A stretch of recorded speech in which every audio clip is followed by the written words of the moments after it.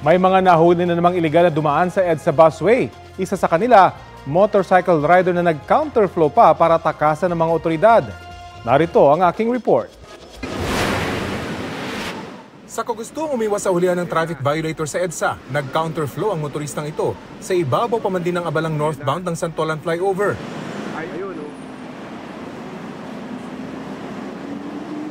Pero hindi na siya nakawala matapos habulin ng mga operatiba ng Special Action and Intelligence Committee for Transportation o SAIC. Batid naman daw niyang mali ang kanyang ginawa, kaya nang tanungin kung bakit siya nag-counterflow. Wala sa katwiran sir, kaya hindi ako pwedeng makatwiran eh. Alam mo naman sir, tayo mga Pilipino, kung pwedeng takasan minsan ng problema, parang ganun eh. Dagdag na paliwanag ng rider, natakot daw siya nang makita ang mga operatiba ng SAIC. Nahuli na raw siya nito lang nakaraang Disyembre at nagbayad ng 5,000 piso. Pero dahil sa kanyang ginawa, bukod sa 5,000 penalty, magmumulta rin siya dahil sa reckless driving at pag-counterflow sa EDSA. Karamihan sa mga nahuli ng SAIC mga motorcycle rider. Kadalasang idinadahilan, bahagya lang naman daw ang pagpasok nila sa linya ng EDSA busway.